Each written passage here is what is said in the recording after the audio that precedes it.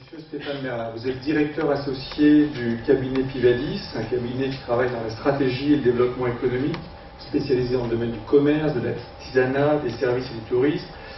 Vous anticipez les évolutions de ces différents domaines, vous êtes un outil d'aide à la décision, d'aide à la définition de stratégies de développement local.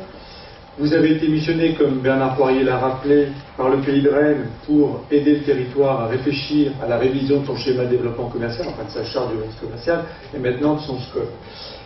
Vous nous avez apporté des éléments de diagnostic, des éléments de prospective et des éléments de perspective qui, comme ça a été aussi rappelé, n'engagent que vous. Ils n'ont pas encore été validés et justement, ils doivent servir à débat et à discussion.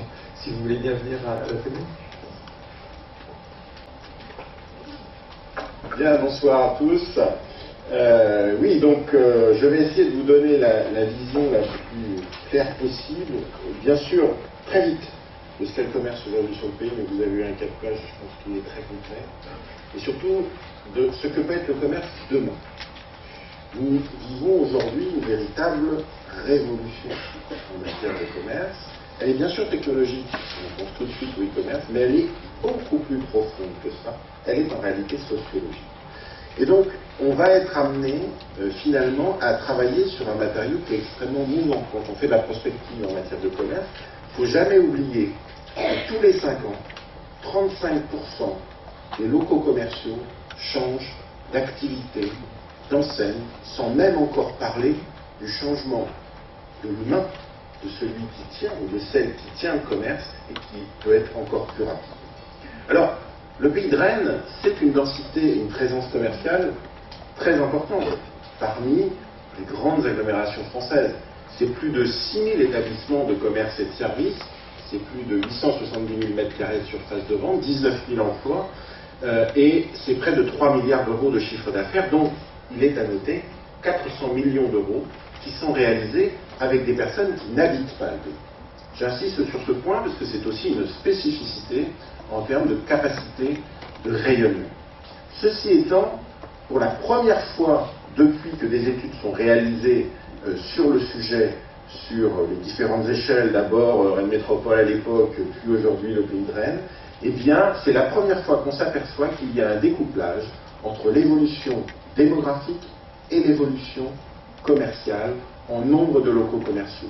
On réduit aujourd'hui légèrement en nombre de locaux commerciaux, et donc ça signifie aussi que ce n'est pas parce qu'on a de la croissance démographique que forcément on a une capacité du marché à faire vivre plus d'établissements et toujours plus d'établissements. Et ça, c'est un point crucial. Alors, ça se retrouve notamment quand on regarde le cœur de métropole. On parlait du cœur de métropole, on s'aperçoit qu'en moyenne, moins de 9% des locaux sont inactifs sur le territoire, mais attention, quand je prends les quartiers de la ville de Rennes, je frôle les 14% de locaux inactifs.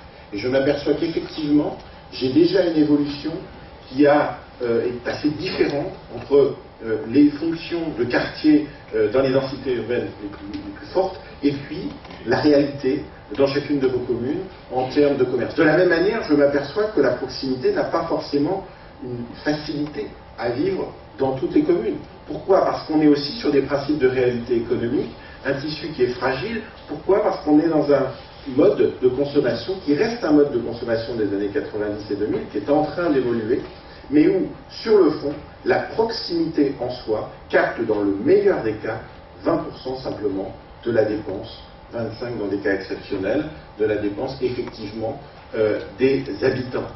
C'est un point crucial, parce qu'effectivement, ça signifie que derrière, il y a tout un système, un emboîtage entre les différents types de pôles, et on a plus de 180 sites commerciaux en réalité sur le territoire, quand on réunit, y compris la simple, elle a son importance, la proximité, et on s'aperçoit que sur 180 sites commerciaux, 6 sites réalisent la moitié du chiffre d'affaires total des commerces du pays, 1,5 milliard d'euros. Sur 6 sites, 1,5 milliard d'euros sur 180 commerces. Donc on voit bien qu'il y a dans cette mécanique, effectivement, une articulation et une interface entre les pôles qui est très importante. Si je vais dans le bon sens, ça ira. Pourquoi finalement on est dans ce système? On s'aperçoit qu'en réalité, on a un système qui fonctionne extrêmement bien en matière de déplacement commerce. oserais-je dire, peut-être parfois trop bien. C'est-à-dire que sur le fond, on a aujourd'hui la moitié des ménages de votre territoire qui fréquentent au moins 5 pôles majeurs tous les mois. Tous les mois. On est dans une multifréquentation extrêmement élevée. Vous avez plus de pôles majeurs que n'importe quelle autre agglomération de poids démographique, voire supérieur. 12 dans la précédente charte. Oui, vous verrez que nous proposons une évolution dans la définition des pôles majeurs, mais sur le fond, effectivement, c'est un point qui est extrêmement important. Et puis, autre point, quand on prend simplement la réponse aux besoins courants, qu'est-ce que j'appelle les besoins courants? C'est bien sûr l'alimentaire, mais c'est aussi des dépenses médicales, mais c'est aussi un certain nombre de services qui sont classiquement appelés de proximité, sauf qu'ils ne se réalisent pas qu'en proximité du domicile. Ils peuvent se réaliser sur tout un espace de vie qui va du lieu de travail, du lieu d'études, du lieu de loisirs et aussi du lieu d'habitat. Et on s'aperçoit qu'à de rares exceptions près, à 4 exceptions près, dans tous les secteurs géographiques, puisqu'il y a eu une grande enquête menée auprès de plus de 3000 ménages, au mieux, on ne maintient que 45% de la dépense en besoins courants. C'est-à-dire qu'en réalité, on n'est pas sur un système de multi-bassins, je dirais, où chacun a son offre et son offre qui répond aux besoins des habitants. Oui, c'est vrai, pour une part, mais la réalité du comportement encore aujourd'hui, elle est sur un mouvement, j'allais dire, presque un cabotage d'un site à un autre, autour de cette rocade, autour de cet ensemble complexe que constitue le pays. Pour autant, on s'aperçoit qu'on est sur un système avec, si je parlais d'une balance commerciale à l'échelle du pays, qui est très bénéficiaire. Seulement 4% des dépenses sortent du territoire, et dedans il y a aujourd'hui seulement 1,5% de vente à distance au sens e-commerce, en fait 3% au total de vente à distance, 1% seulement d'évasion physique. Bon, les actifs à fort pouvoir d'achat, on double le chiffre, mais sur le fond, on voit qu'on est arrivé dans un système qui a été au bout de la proposition d'offres commerciales diversifiées qui permet de retenir les habitants sur place. A l'inverse, le flux entrant, lui, il s'est simplement maintenu depuis 2006. Il était de 400 millions en 2006, il est toujours de 400 millions. Mais attention, dedans, j'ai une enseigne comme Ikea qui pèse 10% à elle seule du flux entrant. Donc on voit bien qu'en fait, le flux s'est modifié, a été remplacé, et que la montée en puissance qui est pour l'instant progressive de la vente à distance, et en particulier du e-commerce, que j'utilise à dessein ce sens de vente à distance. Parce qu'en réalité, le e-commerce renvoie théoriquement à un ordinateur. Demain, c'est pas l'ordinateur, c'est sur le fond tous les outils de communication qui sont aussi des moyens de commercer, d'acheter, mais peut-être pas d'acheter la même chose qu'aujourd'hui. En effet, on est dans une consommation qui est en train de sortir de la notion de consommation de masse. C'est une consommation qu'on pourrait appeler plurielle et très individualisée. L'utilisation de tous les supports à la fois. Bien sûr, en toujours utilisation de l'hypermarché, du supermarché, mais on voit que l'hypermarché peut-être moins souvent. Le supermarché est toujours présent, qui a en fait quasiment capté la fonction de proximité. Et sur votre territoire, c'est particulièrement flagrant. On s'aperçoit qu'en réalité, vous avez un maillage très serré en supermarché, un gros supermarché souvent, qui constitue l'ossature essentielle de la proximité au sens du service de proximité apporté à la population, et peu d'éléments de commerce dans les centralités au sens le petit commerce, j'aime pas ce terme-là, on va dire le commerce traditionnel, celui qui est de rue, qui effectivement peut être de village, et sur lequel on sent que finalement, à de rares exceptions près, on a relativement peu d'établissements, une certaine difficulté à diversifier l'offre, et voire parfois à le maintenir. Les marchés non sédentaires qu'il ne faut pas oublier, qui pèsent un peu plus de 60 millions d'euros dans la dépense, mais qui reviennent au bout du jour aussi, et qui sont un élément qui contribue aussi à la vie des sites et des centralités. Bien sûr, le e-commerce, le drive qui est monté à une puissance et à une vitesse extraordinaire sur notre territoire. Quand on a fait l'enquête fin 2011, on était à 8% d'utilisateurs. Je suis sûr qu'aujourd'hui, on est déjà à 15, à 14 ou à 15. Ça va extrêmement vite. C'est-à-dire qu'on s'aperçoit que finalement, les gens sont plus dans une recherche d'efficacité, de solutions, qu'à la limite de rechercher des produits. Ils vont bien sûr avoir cette logique de produit, mais on est sur quelque chose de beaucoup plus large. Ce qui fait que maintenant, définir une consommation qui soit une consommation typique ou qui va correspondre à tel sociotype n'a plus trop de sens. en réalité, on voit qu'on rentre dans des comportements qui sont des comportements extrêmement individuels et qui sont en capacité de changer en permanence. Dans ce changement, il y a des éléments très importants.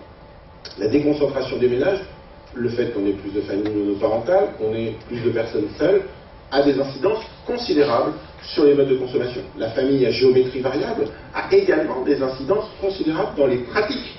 Et chacun connaîtra tel ou tel exemple de famille recomposée qui, en fonction du moment de la semaine ou dans le mois, s'il y a les enfants, une partie des enfants ou pas d'enfants, etc., va se comporter de manière différente en matière de consommation. Donc elle est non seulement individuelle et plurielle, mais elle change en permanence dans le temps. On parle beaucoup finalement aussi du niveau de consommation. Il est évident que dans une période de crise où on abreuve chaque jour de mauvaises nouvelles, le consommateur peut être freiné. Quand vous regardez l'évolution depuis début 2008, en réalité la consommation est quasiment étale en France, mais elle est étale avec plus d'habitants. Certains domaines d'activité néanmoins ont fortement chuté. Quand vous prenez l'équipement de la personne, l'habillement, chaussures, etc., et on a une chute dans le budget des ménages, de l'IPI en valeur, de plus de 8% depuis janvier 2008. On voit bien qu'il y a des arbitrages qui sont des arbitrages de plus en plus forts et qui peuvent être de plus en plus violents dans le temps en fonction effectivement des signaux en termes d'économie, de niveau de revenu ou de capacité effectivement à dépenser. Parallèlement, il ne faut pas oublier qu'on est dans un système global et mondialisé sur lequel finalement le modèle qui a été développé dans les années 90 et même 2000, qui était la grande et moyenne surface, qui tendait à tirer les prix vers le bas, et en particulier quand c'était des grandes et moyennes surfaces spécialisées, et je pense en particulier dans certains domaines, l'image est celle de l'habillement, mais c'est particulièrement un bon exemple pour montrer cela. Aujourd'hui, le coût du travail en Chine et globalement dans l'Asie du Sud-Est augmente de 26% par an dans les usines textiles. Le coût de la matière première est en train d'augmenter. Il est très clair que très rapidement, les enseignes qui ont fait leur développement sur la pratique de tout petit prix pour effectivement développer des surfaces de 500, 2000, voire 2000 mètres carrés en périphérie vont se retrouver en difficulté et surtout en nécessité de choisir un positionnement. Je remonte en gamme, je refais fabriquer en Europe, et notamment en Europe de l'Est, qui est déjà en train d'arriver, et donc ça signifie que j'aurai peut-être plus besoin d'autant de surface. Ça veut dire peut-être que je vais couper ma surface en deux, ou en réduire une partie, modifier le fonctionnement. Mais ce que je vous dis est aussi valable pour les hypermarchés. On l'a évoqué tout à l'heure, on n'est plus dans une consommation de masse et on sort d'une consommation de masse. Vous avez les exemples sur le territoire. Enlever 2000 mètres carrés d'un hypermarché pour en faire une galerie est aussi une évolution qui montre bien qu'on est arrivé aux limites du système du gigantisme et que dans plein de domaines, ça va effectivement en matière de commerce modifier les choses. Et on peut se poser la question, est-ce que finalement on consommera moins pour la même valeur ou est-ce que dans l'absolu on consommera moins? Ce qui est clair, c'est que dans les arbitrages, il y a une notion fondamentale. Chez les plus jeunes, on va dire les moins de 30 ans, on a aujourd'hui une pratique qui est en train de sortir de celle des aînés, et une pratique qui est liée plus fondamentalement à la modification de la relation au produit qu'à la modification de la relation au commerce. C'est-à-dire, en clair, si j'ai besoin d'un produit à un prix, bien sûr, pour toutes les générations aujourd'hui, la vente à distance est une solution alternative possible. Pourquoi continuerait-on à venir sur Rennes, sur son centre-ville, sur ses grands pôles majeurs, pour consommer un produit alors que je peux de chez moi ou de n'importe où le commander et le recevoir à côté de chez moi, peu importe où je veux. Ça implique quand même une réflexion sur cette notion de rayonnement, d'attractivité, comment elle peut être demain. Mais globalement aussi, on s'aperçoit que chez les plus jeunes, il y a une réalité on sort de la notion de produit pour aller vers la notion de solution. Ce n'est pas que du mot, c'est en réalité un mode d'achat qui est totalement différent, un mode de choix des supports de consommation qui est totalement différent.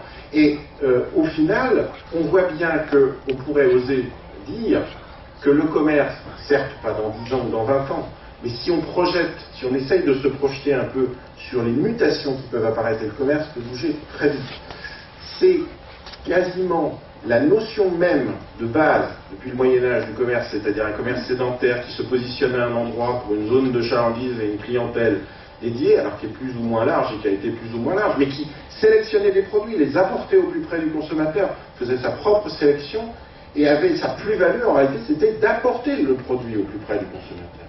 Demain, sa plus-value, elle n'est plus là. Sa plus-value, elle est dans la logique, j'offre la solution, j'offre le service. J'ai effectivement une prestation qui est une prestation globale. Et ça peut modifier fondamentalement les concepts commerciaux, le dimensionnement des commerces. C'est pour ça qu'il faut toujours être extrêmement prudent en matière de prospective commerciale, puisque on avait bien sûr, alors nous quand on fait de la prospective, on a un gros défaut, c'est qu'on a toujours tendance à croire que ça va arriver plus vite que ça n'arrive vraiment. Mais sur le fond, le e-commerce, on savait que ça monterait, aujourd'hui c'est encore peu, mais demain, en matière par exemple des millions de chaussures, on peut très vite monter à 20% d'emprise. 20% d'emprise, c'est considérable. Ça veut dire derrière aussi du commerce physique qui a moins d'espace pour fonctionner, qui va devoir trouver d'autres solutions, d'autres manières de travailler. Imaginez bien que tout le développement en franchise qui s'est opéré, eh bien il s'est opéré sur la logique d'un territoire qui lui était réservé. Quand une franchise signait un contrat, c'était un contrat sur un territoire déterminé et il y avait un engagement du franchiseur. Il n'y aura pas d'autres magasins qui vendra ce même produit, cette même marque sur la zone. Aujourd'hui, tout éclate, puisque n'importe qui peut effectivement l'avoir directement. Donc ça change la donne de manière profonde. On est finalement avec une logique où la ville de demain en matière de commerce peut avoir une modification profonde.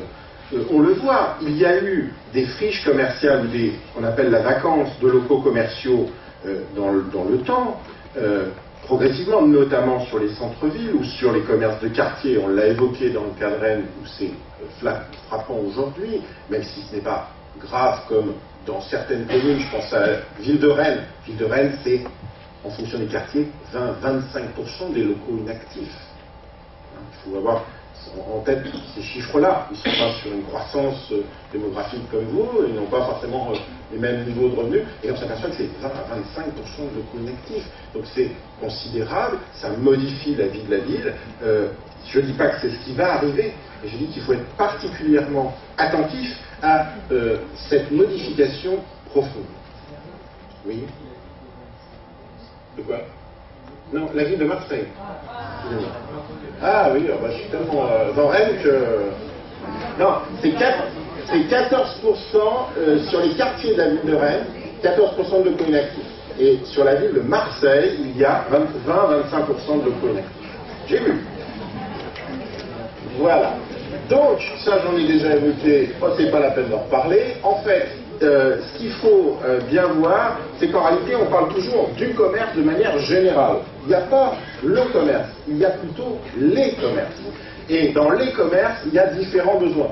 Des besoins courants, au quotidien, des investissements, des achats peu fréquents, dans la durée, des achats ludiques, quelque chose qui va mélanger de plus en plus les loisirs et le commerce, et puis ce qu'on appelle les achats désirs, avec notamment tout ce qui est autour de la personne et qui est très sensible aujourd'hui parce qu'effectivement dans le cadre de familles qui se recomposent, on a une situation où finalement cette part de dépense devient celle qui reste, qui est encore possible au final, et ça peut remettre en cause l'attractivité de certains sites, galeries marchandes, on pense à Alma, on pense à Grand Quartier, mais aussi du centre-ville de Rennes, qui fonctionne beaucoup sur le binôme commerce d'équipement de la personne et restauration. Alors, pour imaginer l'avenir, il ne faut jamais oublier les fondamentaux en matière de fonctionnement d'un commerce.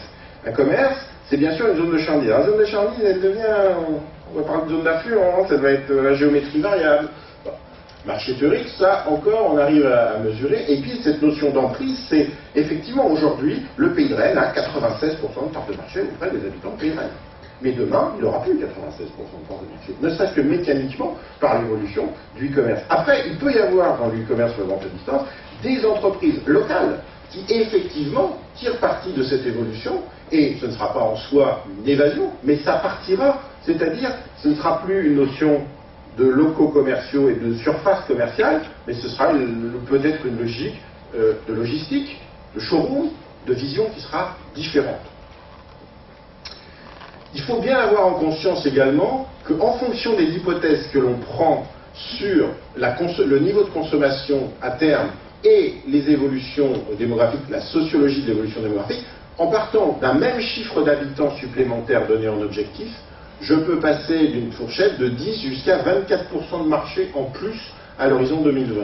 Et à l'horizon 2030, on a une fourchette de 26 à 30%. On voit bien qu'on est effectivement sur une sensibilité extrêmement importante à la réalité sociologique de la population, et puis bien sûr aux arbitrages qu'elle fera.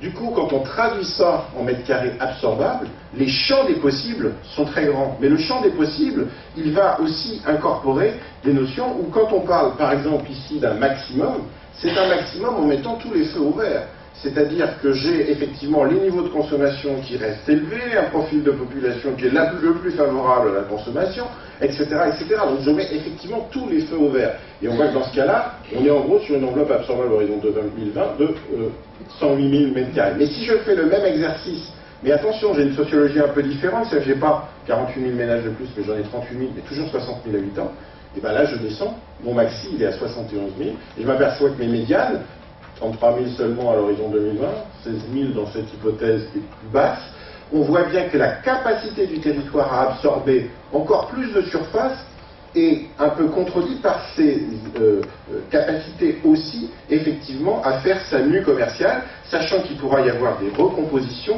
des modernisations, des restructurations sur le tissu déjà existant. Je vous en ai cité quelques exemples. À l'horizon 2030, là ça reste purement théorique, parce que je ne sais plus faire varier les hypothèses en termes de comportement d'achat, donc du coup c'est une simple prolongement, j'allais dire, non pas de tendance, mais un simple prolongement mécanique de population, ce qui réouvre un peu de possibilités, mais ce qui réouvre une possibilité indicative, car elle n'est pas, effectivement, elle peut s'inscrire dans une logique où la mutation aura été très très forte. Alors, sur le territoire, on dit effectivement le commerce se joue collectivement, vous l'avez bien compris, c'est un système complexe, avec finalement sur votre territoire aussi une autre caractéristique, quasiment toutes les zones d'influence se chevauchent. C'est-à-dire que sur le fond, on n'a pas d'espace, j'allais dire, réservé à tel ou tel pôle commercial sur une zone de chalandise qui serait sa zone, etc. Tout ça se chevauche au final, et ça signifie que du coup, il faut pouvoir trouver des complémentarités, des équilibres entre les différents types de sites. Et donc, du coup, par rapport à l'armature urbaine que vous avez commencé à dessiner, on s'aperçoit que l'armature commerciale nécessite un peu de nuance. C'est-à-dire que sur le fond, quand on parle des pôles bleus, par exemple, pour nous, tous les pôles bleus ne peuvent pas avoir exactement la même fonction commerciale. Il y a forcément, du fait de leur position géographique, du fait effectivement de la potentialité effective de marché, des possibilités ou pas d'aller plus ou moins loin.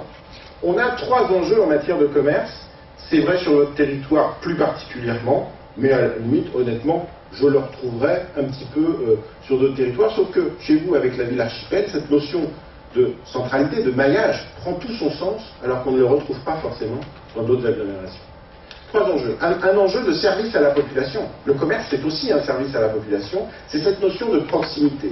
Il est évident que l'on soit en cœur de métropole, qu'on soit sur des pôles bleus, qu'on soit sur des pôles jaunes, alors j'ai même repris la notion de pôle vert un peu intermédiaire, mais sur le fond, on voit bien que l'attente ou le souhait est d'avoir systématiquement une offre.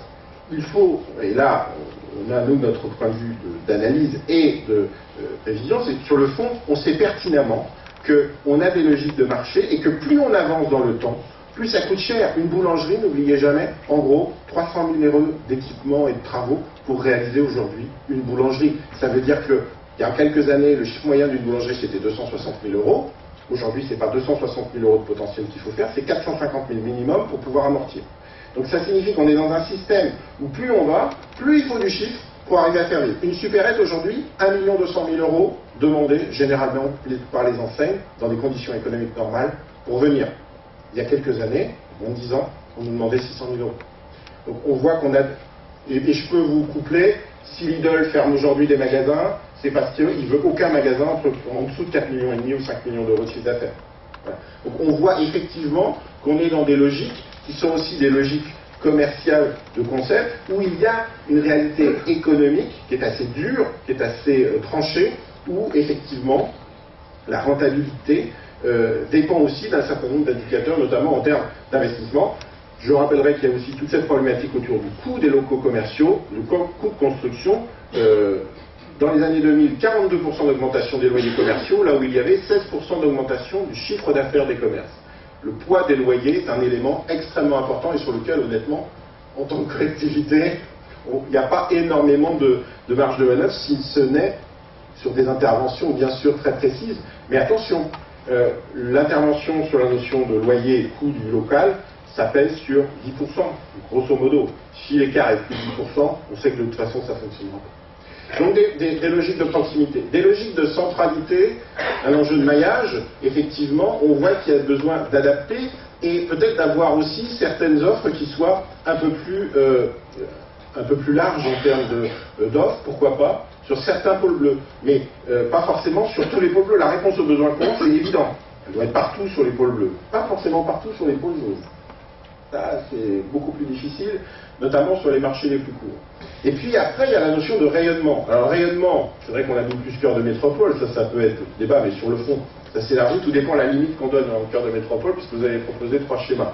Mais sur le fond, on voit bien qu'on a un enjeu économique de maintien du flux entrant.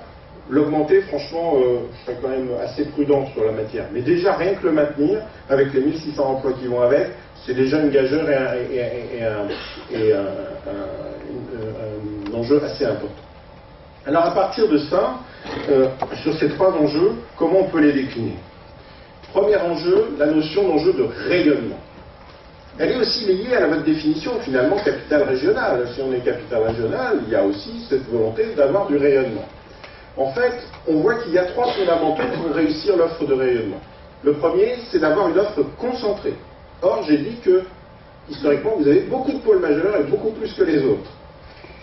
Deuxième élément, faire vivre une expérience. C'est pas de moi, mais sur le fond, on voit qu'on ne va pas attirer le client sur un besoin à un prix ou une marque à un prix, mais on va attirer le client parce qu'il va trouver dans le lieu où il va aller un univers, un espace qui va effectivement lui permettre de se dire j'ai passé une demi-journée, j'ai passé une journée qui est enrichissante, ou en tout cas qui m'a valorisé, entre guillemets. Et ça, c'est pas seulement du sens purement animation, ça recouvre toutes les réalités de la vie de la ville. Troisième élément essentiel, c'est de bien raisonner qualitativement plus que quantitativement. Honnêtement, aujourd'hui, tous vos pôles majeurs ont atteint les seuils critiques minimums pour être attractifs. C'est pas une question en soi de taille, c'est fondamentalement une question d'organisation, de qualité et bien sûr l'image qui va être générée. Après, il y a la diversité d'offres qui va bien sûr jouer. Alors dans cette logique-là, on vous propose une première lecture qui est de dire finalement, dans cette logique de rayonnement, on a le centre-ville de Rennes qui a sa fonction, 1750 commerces sur le centre-ville de Rennes, près de 500 millions d'euros de chiffre d'affaires, 480 si je veux être précis. Et puis finalement ressortent aussi 3 pôles qu'on a appelés un peu généralistes, Rocade Nord, Alma, Rive Ouest, qui effectivement sont des pôles qui génèrent un certain nombre d'attractivités. Et puis finalement chez vous ça ne s'arrête pas à cela, puisqu'on a des pôles un peu spécialisés aux thématiques, comme Rocade Sud, la route du meuble, alors avec 2 sites qui effectivement, de par leur spécificité, notamment sur la route du meuble, ont des zones très larges, mais qui posent la question des effets de vieillissement, de leur structuration et de leur image telle qu'elle pourrait être d'ici 20 ans. Il est évident que ce ne sera pas les mêmes sites, que forcément ça passera par des logiques de réorganisation. Et puis 2 autres cas qui sont Cap-Malo et Village La Forme, effectivement, qui rentrent dans une logique aussi thématique, mais avec peut-être des attractions qui sont moins larges aujourd'hui, c'est ce qu'on a constaté en tout cas, et avec pas forcément une mécanique parfaitement huilée aujourd'hui. J'en veux pour preuve, quand quelqu'un habite Fougères et veut aller à Décathlon, à votre avis, il va où? Il va à Béton au Village de la Forme ou il va à Rocade Sud? Et ben voilà. Une petite majorité va à Rocade Sud, une petite minorité va effectivement sur Village de la Forme. Donc on voit bien qu'il n'y a pas forcément cette logique géographique et qu'il y a aussi cette réflexion plus globale en termes de typologie de pôles et de contenu des pôles qui va être très importante. Ensuite, dans l'enjeu de maillage, on a 2 éléments qui nous semblent essentiels. Le premier élément, c'est à un moment peut-être de se poser la question, Est-ce que le maillage du territoire s'organise essentiellement autour des hyper et supermarchés, ou doit-il s'organiser autour des notions de centralité, c'est-à-dire aussi la notion de centralité urbaine, l'insertion urbaine du commerce? Pour l'avenir, on raisonne bien sûr à 15-20 ans. Et puis le deuxième élément, bien évidemment, dans cette réflexion, c'est d'arriver à réduire un certain nombre de flux de déplacement et de concentrer effectivement la concentration aujourd'hui de ces flux, parce qu'on sait pertinemment que, comme je vous l'ai évoqué, il y a tellement de multifréquentation dans tous les sens qu'aujourd'hui on a finalement énormément de déplacements liés aux actes d'achat sur votre territoire. Là, on vous propose de distinguer trois niveaux d'offres. On a des sites généralistes d'envergure qu'on appelait pôle majeur dans la précédente charte, qui est la Rigourdière, Clenay. Ils ont à la fois une fonction par rapport au cœur de métropole et en même temps des fonctions où ils vont aller chercher une clientèle autour, dans une marchandise relativement dense, mais fondamentalement où la réponse aux besoins courants est quand même une base importante et où l'offre est un peu élargie autour. Mais on a une dimension qui est très importante. Deuxième type de réponse, une réponse peut-être sur quelques points d'ancrage avec des offres un petit peu plus diversifiées. On pense en particulier alors, à Bru, Château-Giron, Liffré et Mordel, les quatre seuls cas où aujourd'hui les taux de maintien sur place des besoins courants sont supérieurs aux 45%. On dépasse même les 70% quasiment dans les quatre cas, c'est pas tout à fait vrai sur Bru, mais avec une organisation un peu différente. Mais sur le fond, c'est les seuls cas. Et puis après, la spécificité des longs champs qui effectivement s'insère plus dans le cœur de la métropole. Et après, un maillage qui répond aux besoins courants dans une logique intercommunale. Là, on est sur des équipements qui sont déjà importants également, mais peut-être où il n'est pas forcément utile ni possible d'aller développer une offre qui soit généraliste. J'ai entendu tout à l'heure, et pour être très honnête, ça m'a choqué de dire que dans les pôles bleus, il fallait qu'il y ait des magasins de meubles. Honnêtement, je ne vois pas dans les pôles bleus des magasins de meubles dans les 20 ans qui viennent. Pourquoi? Parce que les magasins de meubles auront complètement changé, qu'on sera soit sur des très grandes surfaces qui intégreront des aspects complètement virtuels et qui vont être complètement différents de ce qu'on imagine aujourd'hui, qui vont intégrer énormément de services et où on aura une prestation qui sera complète, où on ira jusqu'à la mise en place dans le domicile, y compris les peintures, la décoration par l'artisan. Et d'autre part, où vous aurez aussi une personnalisation considérable. Vous le voyez, vous avez certainement entendu parler de l'impression 3D. Hein, on commence à voir effectivement des possibilités de fabriquer en France, voire en proximité, des produits qu'on faisait fabriquer en Chine ou n'importe où en Asie du Sud-Est, et où en réalité, on va faire du sur-mesure qui ne coûte pas beaucoup plus cher que du produit de série. Et là, ça change aussi la relation de manière considérable, parce qu'on aura peut-être plus de showrooms, plus de lieux où effectivement, qui seront aussi connectés avec des parties de production, et qui ne seront pas forcément le commerce tel qu'on l'imagine, on le connaît aujourd'hui, par exemple, dans le domaine du meuble ou de la décoration. Mais pour ça, il faudra aussi qu'il y ait une largeur. Troisième enjeu, les services de proximité, vraiment la notion de service. Attention, pour nous, sur votre territoire, et compte tenu de la forte densité en supermarché déjà existante et du maillage déjà existant, en dessous de 5 millions d'euros de marché, alors ça vous dit peut-être pas grand-chose, en gros c'est 900 à 1000 ménages, pour vous donner un ordre de grandeur.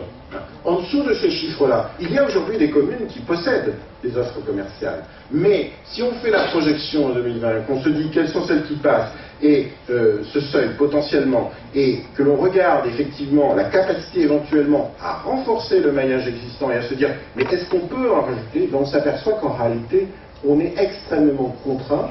Et pourquoi ces 5 millions? Parce qu'ils sont aussi basés sur la capacité effectivement à capter la dépense en proximité, en pure proximité, les fameux 20%, 20, 25 dans le meilleur des cas, et vous retrouvez ma mécanique de calcul sur une rentabilité d'une petite supérette, d'une boulangerie, etc., etc.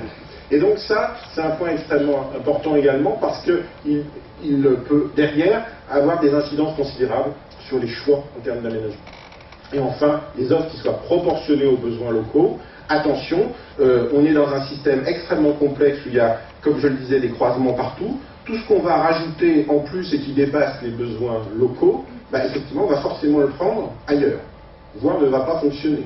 Donc on voit bien que cette proportionnalité est quand même importante, avec une proposition de raisonner sur 3 niveaux, j'aurais dû le mettre dans l'autre sens, des réponses un peu interquartiers, en cœur de métropole, ou communales, pour des marchés qui sont importants, au-delà des 10 millions, des réponses qui soient proportionnées pour les marchés avérés, entre 5 et 10, et des réponses que pérennisées sur les marchés qui sont théoriquement insuffisants, mais sur lesquels il y a déjà des réalités, et des réalités qui peuvent fonctionner aussi avec des communes à côté, et finalement qui offrent un service.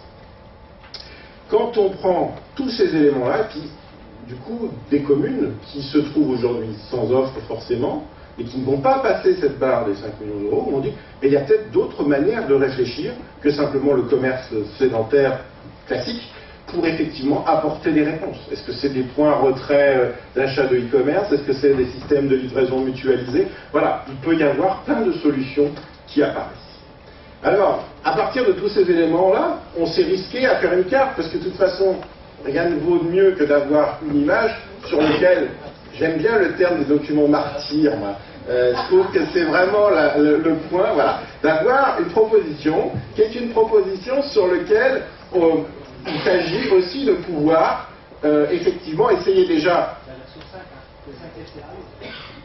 Oui, on est déjà au 5e, on l'a déjà fait évoluer depuis le COS de la semaine dernière. Donc vous voyez comme quoi on est réactif, hein, on essaye de prendre en compte les différents éléments. Donc effectivement, avec une superposition de l'image que vous avez donnée de l'armature urbaine, avec effectivement des possibilités commerciales. Il y a un site que vous ne verrez pas apparaître dedans, et pourquoi? Parce qu'on a une grosse interrogation, c'est le site de la Gaîté à Saint-Jacques. En effet, il était historiquement pôle majeur, mais en réalité, son caractère d'attractivité est lié uniquement à une enseigne. Moi, je ne sais pas dire si dans 20 ans, Kingfisher aura toujours l'enseigne Casto, si l'enseigne Casto fonctionnera toujours sur les mêmes formats, sur les mêmes manières, peut-être qu'il y aura des drives intégrés, il y aura plein de choses différentes, parce que les drives bricolage, vous allez le voir arriver. Hein. Mais je parle toujours de drive alimentaire, vous allez voir qu'il va y en avoir d'autres. Mais sur le fond, voilà, on a une grosse interrogation, du coup on a préféré ne pas le mettre, ça ne veut pas dire qu'on l'a oublié, mais effectivement, ça signifie qu'il y a une interrogation. Et puis il y a un deuxième site qui historiquement d'ailleurs n'était pas mis, c'est la route de l'Orient, qui effectivement pose aussi question sur sa fonction commerciale, historiquement commerce de gros, etc., et sur lequel finalement on voit plein d'évolutions, plutôt du commerce soit très spécialisé et attractif, soit au contraire du commerce pas la gamme. Alors, vous revoyez, juste pour vous commenter en 3 minutes, hein, des éléments de rayonnement où on retrouve les sites que j'ai nommés tout à l'heure. Dans les pôles bleus, des logiques effectivement d'offres plus diversifiées pour limiter aussi les déplacements, que ce soit sur l'Ifré, que ce soit sur Bordel, sur Bru ou sur Château-Giron, voilà, avec une notion aussi de distance. Alors vous pourriez me dire, mais oui, mais pourquoi vous ne l'avez pas mis par exemple sur Saint-Aubin? Parce que géographiquement, ça pourrait se comprendre.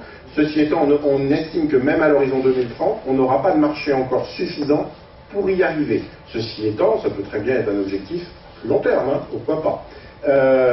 Pour vous expliquer un peu la mécanique. Et puis après, on a effectivement essayé sur chaque commune, chaque site, de traduire cela aussi sur des offres qui soient soit des offres intercommunales, soit des offres purement communales à renforcer. Mais il faut avoir en tête aussi une chose, c'est qu'on va travailler dans un contexte, vous allez travailler dans les années à venir, dans un contexte commercial qui va forcément être délicat, sur lequel on voit bien que la capacité à absorber de nouveaux établissements, de nouvelles surfaces est quand même relativement limitée, et que forcément vous serez amené à faire un certain nombre de choix sur l'organisation du territoire, la force, ou en tout cas le poids économique que peuvent trouver chacun des sites. On voit bien qu'en besoin courant, l'enjeu est de réduire quand même les déplacements et d'améliorer ce taux de dépense au plus proche du domicile. Donc ça peut vouloir dire, pourquoi pas, en position de se dire la capacité d'augmentation de ça, bah, on la met fondamentalement sur la proximité. J'apprécie une réponse, peut-être vous m'en donnerez une autre. Après, on voit que sur les autres registres, et notamment sur l'aspect de rayonnement, il va falloir vraiment être dans une logique à la fois qualitative et de concentration, où on a déjà beaucoup de pôles, et effectivement, ça peut amener à un débat sur le rôle de chacun des pôles que j'ai pu citer, hein, qui sont partis des 12 pôles majeurs, on arrive finalement à 8 pôles de rayonnement, leur fonction demain dans l'ensemble du territoire. Voilà, pour essayer de respecter à peu près, j'ai dû dépasser de 5 minutes, 5 ou 7 minutes, je crois. Voilà, mais essayer de vous donner tous les fondamentaux.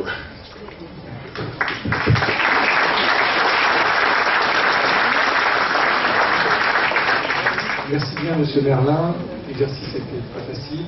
Si peu de temps de résumer presque 1 an et demi de travail et d'investissement.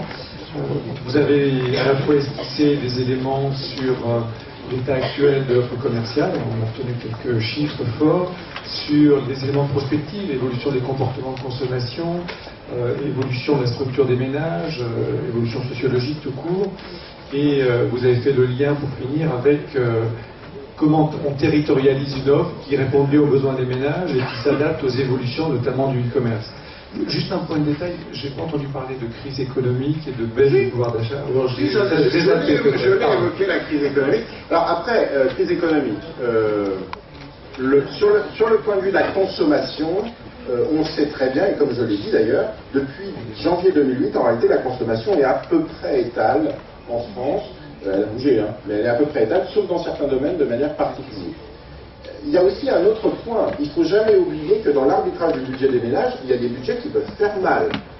Quand vous prenez le budget de la téléphonie, c'est l'équivalent d'un quart du budget alimentaire, mine de rien. C'est une incidence directe sur des choix concrets au quotidien, sur ce qu'on dépense pas, et on sait pertinemment que, voilà, c'est des choix où on va peut-être consommer moins de produits, on va consommer plus de services, les services venant en début de mois, donc la capacité effectivement d'arbitrage se réduit parce que le choix a déjà été fait en amont. Et ça, c'est un point fondamental pour le commerce au sens physique, parce que ça peut poser la question à un moment, est-ce que ce commerce physique, il n'a pas aussi intérêt à rentrer dans une logique de service mensualisé, etc. Pourquoi pas? Peut-être que certains concepts de demain seront complètement là-dessus et plus du tout sur le coup par coup. Hein, de la même manière que certains agriculteurs le font finalement en utilisant le circuit court et en disant j'ai un abonnement mensuel, voilà, vous avez droit à un certain nombre de produits. On peut peut-être imaginer que certains commerces aussi fonctionnent comme ça demain. Pourquoi pas? Ce sera le fait des professionnels. On me presse en me disant qu'il nous reste très peu de temps. Peut-être une question, mais pas sur ce qui va être débattu dans les groupes. Hein. Plutôt une question qui soit adressée à vous en tant qu'expert sur tous les éléments techniques qui ont pu vous être apportés, d'éclaircissement ou de complément. Y a-t-il une question avant que nous passions? Monsieur Poirier.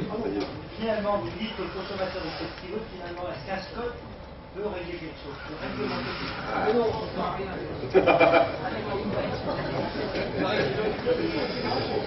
Non,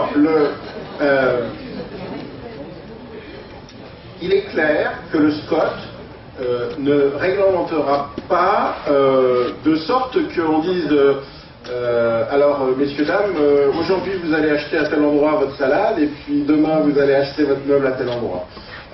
On est dans un élément mouvant complexe. Par contre, il y a un enjeu extrêmement fort dans les années à venir et qui est déjà apparu dans d'autres agglomérations, c'est la notion de friche commerciale. Et sans vouloir jouer les Cassandres, on est aujourd'hui quand même dans une situation où vous avez tout intérêt à donner un certain nombre de règles pour savoir où le commerce doit se faire, peut se faire, doit se positionner, mais par contre, effectivement, vous ne pourrez pas dire en totalité ce qui doit se faire exactement sur les lieux. Mais la localisation est extrêmement importante, et après, ce sera le jeu, naturellement, du marché qui définira ce qu'il arrivera, mais en essayant de limiter des effets qu'on voit déjà apparaître et qui peuvent être meurtriers de mitage ou de locaux vacants qui ne seront pas une zone entière, mais qui seront des bouts de zone, des bouts de centres commerciaux. Et ça, compte tenu de la valeur, n'oubliez jamais quand vous raisonnez en commerce, la valeur des murs commerciaux, elle n'a rien à voir avec de l'habitat, avec de l'économie générale ou quoi que ce soit. On est à un monde au-dessus, avec des rentabilités hallucinantes par rapport à la réalité aujourd'hui de l'inflation. On est là sur des enjeux qui peuvent nous porter sur une dureté au changement, et cette dureté au changement d'affectation de locaux commerciaux, elle peut prendre 20 ans. Donc, si on génère trop de friches... J'appuie. Le SCOT, ça ne sert à rien. L'intérêt, c'est le partage d'une culture entre nous et d'être capable de s'occuper de notre prochain. c'est ce que vous dites, c'est-à-dire pour empêcher ces friches industrielles, pour empêcher que les formes urbaines ne soient pas adaptées au mode de vie, aux nouvelles mobilités. C'est tout ça qu'on découvre à travers tout ce que vous avez dit, pas uniquement dans le commerce, mais dans l'urbanisme, mais dans la mobilité, tout ça. Et c'est de partager tout ça entre nous et de définir des valeurs, s'occuper de son prochain, puis après on fait le document. Mais le document n'est jamais un premier, c'est une conséquence de tout ce qu'on se dit ensemble et du plaisir qu'on a de se retrouver ensemble toujours. Voilà, c'est ça, c'est important.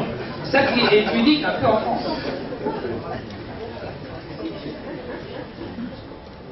Une autre question avant de terminer cette séquence? Non?